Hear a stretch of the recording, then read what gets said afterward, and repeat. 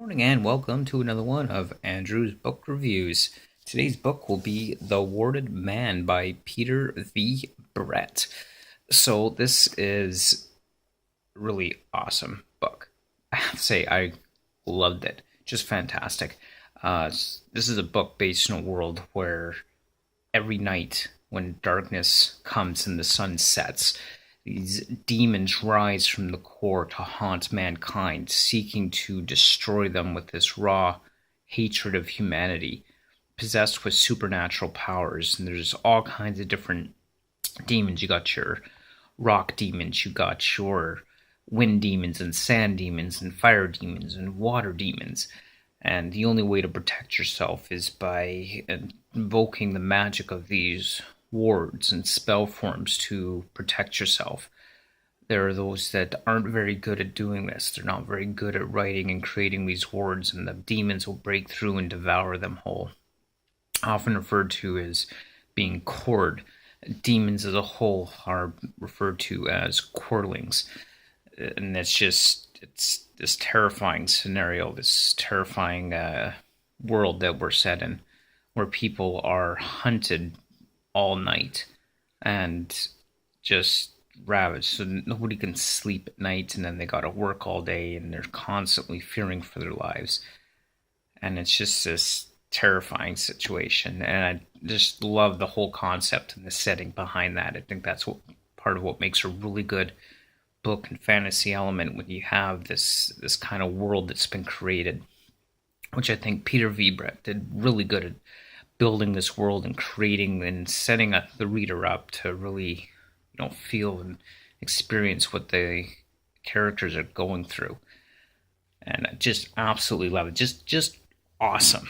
I couldn't say enough good things about that. I really like that. We got our main characters as well. We'll talk a little bit about that. So we've got Alicia. She is what's referred to as a herb gatherer. So essentially, what that means is she's she's a doctor. She's a midwife. She provides cures and medicine and treats the injured, and that is really her role. And she is someone who has devoted her life to the healing of others and to making them better after being wounded. She heals from demon wounds and demon sickness, those who have been injured but miraculously survived. And it's said that those who survive a demon attack don't truly survive. They're dead and just don't know it yet. Just the haunting and the terror that fills their mind, it really destroys their psyche to the point where they just off themselves because they can't handle it from the terror that they experience from these demon attacks. And then there's Roger. He's a young man who was a victim of a demon attack. He managed to survive, only losing a couple of fingers. But miraculously, he survived not just physically, but psychologically and mentally as well, which is just amazing and shows incredible strength in this young man. He's only 12 years old when he's attacked by a demon, but somehow he manages to survive. He decides that he wants to be a jongleur, so he's basically an entertainer. He sings, he dances, he plays music, he tells stories. He's a traveling entertainer, going from town to town. And he soon discovers that his music, his fiddle that he has, he's often referred to as half grip because he's lost some fingers, so only has half as many fingers on his hand as he normally would have. And this fiddle, this music that he plays, he soon discovers could and can control the demons. Somehow it either lulls them into this peaceful state where they do nothing but sit there and kind of sway to the music, or otherwise they will run in fear and dread, and it causes them pain. And he soon learns that he could use that to protect people, but playing and fiddling all night is just beyond his capabilities. You could only go so long before you become exhausted doing that. And then we have Arlen, who was not directly a victim of a demon attack, but he did witness his mother being cored. were attacked and killed and devoured by these demons. And while his father hid away in their home behind the protection of the wards, his mother was being devoured and killed by the demons. And only Arlen had the courage to run out there and try to save her. And while she survived the night, she soon died of demon sickness, and this drove him to run away from home. He was like, how can my father be so fearful? How could he be such a coward? It just really upset him to learn that his father was this coward who wouldn't protect his own mother, and he really developed this anger at the world, at his father, at everything. He couldn't understand why people wouldn't fight back against these demons. He, in that sense, he's really kind of a tragic character. So he runs off to the Free Cities. He joins what's commonly called the Messengers, and he becomes one himself. I'll tell you a little bit about the Messengers. Essentially, these are the heroes of the story.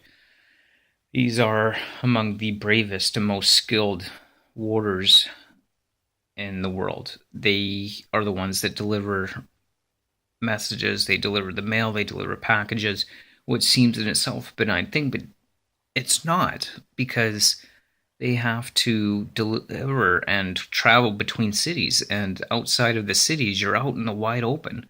You're not protected by warded buildings while you're on the road, and often you're spending many, many nights alone on the road out in the wild where demons can haunt and destroy you.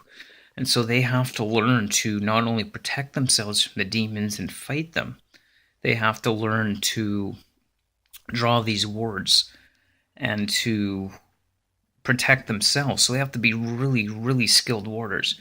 And that's what Arlen becomes, this really skilled warder and messenger, delivering messages. But he soon finds that messaging is not enough. He's frustrated that humanity is not fighting back, that they're allowing themselves to be slaughtered by these demons with no willpower to fight back. And he decides that enough is enough, and if no one else is going to fight the demons, well, he's going to fight the demons. And while he's on the road and exploring ancient ruins, as many messengers do, trying to learn the secrets of the ancient past, he discovers these warded weapons of ancient make that seem to be able to kill and destroy demons. But in addition to that, he starts thinking to himself, well, if you can inscribe these weapons with wards to fight off demons and kill them, why not inscribe yourself? Why not tattoo yourself with all these wards all over your skin and all over your body, and use that to fight the demons directly, as well as creating these weapons? And that's when he realizes, and that's when he starts his transition to become the warded man. But it comes at a cost. It's come at the cost of his own humanity. He finds that he's becoming more and more like demons than like a person, like a human being. But he's got so much anger at these demons, he wants to destroy them and end the battle between humanity and demonkind once and for all. He wants to fight back, but his brothers and sisters, his fellow human beings, have consistently let him down, and he's all but given up hope on humanity, but refuses to end the fight. So he becomes this warded man, and as he's fighting these demons, he's finding while he's fighting them, he's absorbing their power, their magic. He's absorbing what makes them demons. And while the demons are losing their strength, he's gaining the strength and power. And he starts eating and devouring these demons, literally ingesting the demon flesh and becoming part of him, but also in a figurative sense, he's becoming a dark and demonic himself with unending power, which scares him. And so he becomes fearful of the means by which he's doing this. He becomes fearful of losing his humanity, and he becomes fearful of committing to others because he doesn't want others to become what he has become and what he wants to become. I just love this tragic character in so many ways, and it really is an incredible book. I absolutely love it, and I would definitely recommend it. And I think you need to pick this up and you need to read it. Just awesome, especially if you love fantasy. And I cannot imagine anybody who loves fantasy not liking this book.